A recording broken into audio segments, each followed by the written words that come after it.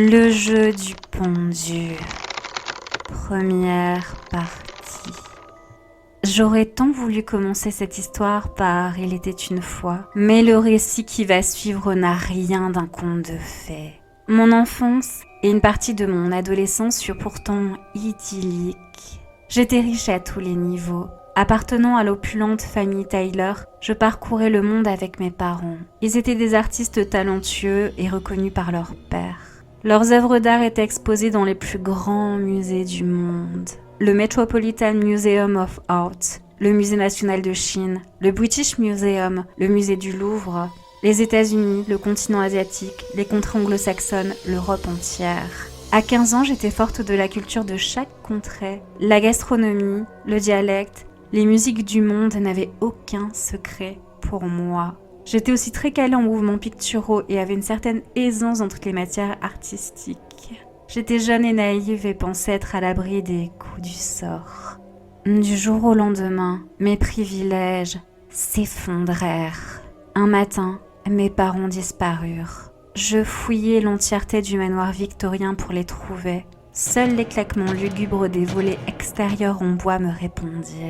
Les craquements du plancher accompagnèrent ma progression. Je sortis dans l'immense jardin. Un brouillard dense empêchait toute visibilité. Il avalait l'ombre du portail. Il estompait la silhouette des chênes. Il gommait la pureté des rosiers blancs. J'étais perdue au milieu d'une épaisse brume avec une croissante certitude. J'étais seule. J'appelais mes parents. Maman, papa, maman. Un silence de mort me répondit. Je courus sur la pelouse du jardin. La rosée matinale avait rendu l'herbe glissante et ma progression difficile. Je trébuchais trop souvent. Je finis par me réfugier aux portes de ma demeure. C'est sur le palier que le majordome me trouva. Une enquête fut ouverte. Le seul indice était dans l'atelier d'artiste de mes parents. Une toile avec une énigme. Un V majuscule, quelques tirets, un hashtag, quelques autres tirets, un espace, un tiret, un espace, deux tirets, un espace, deux autres tirets, une minuscule et un hashtag. Il y avait aussi une peinture abstraite. Qui était l'auteur de ce message? Que signifiait l'énigme? Les recherches piétinèrent. La décision fut prise de me placer. Un seul membre de ma famille acceptait d'avoir une adolescente à sa charge. Un oncle, un vieux garçon. Il était également irlandais. Il habitait dans la bourgade de Dunglow, à 440 km de la ville de Cork où je logeais. C'était un homme taciturne et sans histoire. Concierge dans un collège défavorisé, il ne comptait pas ses heures de travail. Cela me convenait, j'aimais ma tranquillité. Heureuse de le savoir peu présent à son domicile, j'acceptais. J'eus tort. Arrivée dans sa bicoque, je fus surprise de constater qu'il ne vivait pas seul. Suite à un drame survenu dans le collège dans lequel il exerçait ses fonctions de concierge, il avait recueilli quelqu'un chez lui. Le malheureux était orphelin. Il avait assisté à des événements traumatisants. Il avait été persécuté. Sa vie avait été faite de coups et insultes. Certes, il avait des passions bizarres comme la taxidermie, mais il n'en était pas moins digne de respect et intérêt. Tous les enfants devaient être aimés. Ce furent les explications débitées par mon oncle quand il me présenta Todd.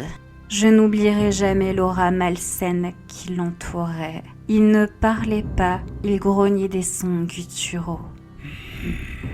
Il portait un masque de loup. Pas ces choses incongrues en plastique vendues dans les mauvaises boutiques de farce et attrape.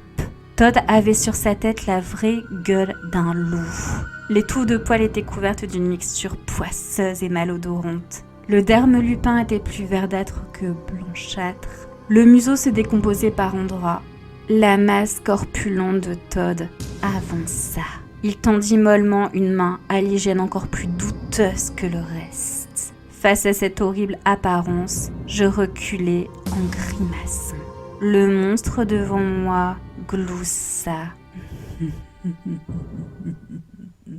Pour arriver dans la sordide ville de Dunglow, mon oncle avait dû conduire de nuit. Le jour s'étant levé, le collège allait ouvrir ses portes. Mon oncle enfila un manteau élimé, puis partit au travail. Todd me fixa pendant 2 interminables minutes. Il balança son corps d'un pied sur l'autre. Sa face de loup restait immobile. Les yeux de la bête avaient été retirés. Pourtant, le regard qui me fixait n'avait rien d'humain. Je prétextais une urgence féminine pour m'extirper de cette rencontre effrayante. Dans la salle de bain, en me lavant les mains, j'ai encore cette impression d'être observée. Je guignais les peintures vieillies qui décoraient la pièce. C'étaient des portraits expressionnistes. Les visages fondés en coulées ocre et grises. Les regards étaient courroucés. Mal à l'aise, je sortis de la salle d'eau et me réfugiai dans la chambre qu'on m'avait attribuée. À midi, on toqua à ma porte. C'était Todd qui porta un plateau. Il resta longtemps immobile. Il me fixait sans ciller. J'étais terrifiée par son attitude étrange. Finalement, il posa mon repas sur le palier, puis quitta la pièce. Un vieux bol ébréché, une soupe écœurante, une miche de pain aussi dure qu'un caillou, un verre de lait qui avait tourné. Dégoûtée, je décidai de jeûner. Au milieu de l'après-midi, je sortis pour aspirer autre chose que l'air vicié de la maison. Le jardin était aussi mal entretenu que le reste. Au milieu de la laideur pourrissante des fleurs, j'entendis de doux miaulements. Ces sons apaisants provenaient d'un cabanon vétuste. Désireuse de cajoler de petites bêtes innocentes, j'approchai de la cabane. Les cloisons étaient des planches en bois mal assemblées. Je regardais au niveau des interstices. À l'intérieur de l'abri, dans un panier posé sur le sol, une portée de chatons ronronnait. Les jolis êtres se frottaient les uns contre les autres. Il, semblable à une épée de Damoclès, un couteau s'abattit. Les chats poussèrent des miaulements affolés. Le couteau perça les têtes et les yeux des chatons appeuraient. Le sang gicla. Des coulées inondèrent le sol. Des gouttelettes d'hémoglobine aspergèrent les murs et le responsable de ce carnage. La silhouette massive, la tête d'animal qui dodelinait. Todd.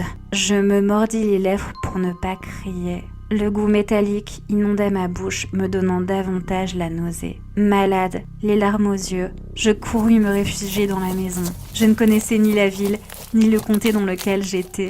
Je ne savais pas où aller. J'attendis donc dans la salle de bain, adossée à la porte, fermée à clé. Au début de la soirée, mon oncle rentra du travail. Il se vautra dans le fauteuil du salon. Je le rejoignis. Todd était... Satan seul sait où. J'employais toute ma diplomatie pour évoquer son passe-temps effrayant. Mon oncle haussa les épaules en défendant Todd. C'était un artiste, un original, un incompris. Il aimait l'art. C'est tout. Tout en le glorifiant, il caressa une peluche sur la table du salon. Il la saisit et l'admira sous toutes les coutures. Il ne manipulait pas un jouet, mais un animal empaillé, un écureuil mort. J'étais à 2 doigts de fondre en larmes. Je fis tout mon possible pour maîtriser mes nerfs. Je fis aussi le maximum pour convaincre mon oncle de m'envoyer dans un pensionnat pour jeunes filles. Je fis également de mon mieux pour faire montre d'une excessive maladresse. Le service de porcelaine de mon oncle y passa. Au final, le pensionnat pour jeunes filles fut idéal. Me trouver une place fut aisé. Le lendemain, au matin, nous étions arrivés à l'orphelinat catholique du Bon Secours, dans la ville de Tuam. Si vous pensiez que Todd était l'être le plus monstrueux au monde, laissez-moi vous dire qu'il n'était rien comparé à Madison. Madison était une fille étrange à la démarche fantomatique.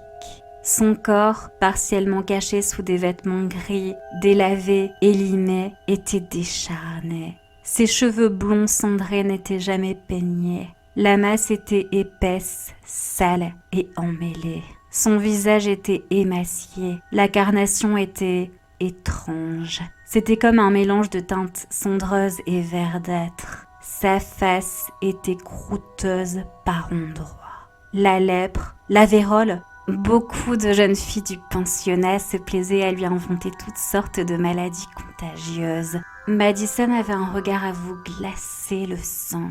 Les yeux étaient globuleux, les sclères étaient jaunâtres, les iris étaient terre d'ocre, une teinte peu commune piquetée de gouttelettes de sang.